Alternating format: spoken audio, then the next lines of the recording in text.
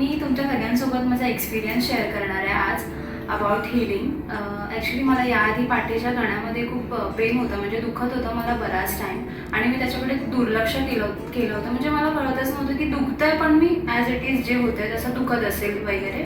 तर मी शैलेंद्र सरांकडून हिलिंग घेतली पाठीच्या कण्यासाठी. त्यांनी मला हील केलं, तर त्याच्यासाठी मी थँक्यू म्हणेन त्यांना. आणि जो माझं दुखणं होतं पहिला, तर म्हणजे मी सतत एका जागी बसले तरी ते दुखत राहायचं, किंवा मला प्रेशर फील व्हायचं मानेमध्ये की सतत काहीतरी म्हणजे असं खूप जड ठेवलं आहे माझ्या मानेमध्ये.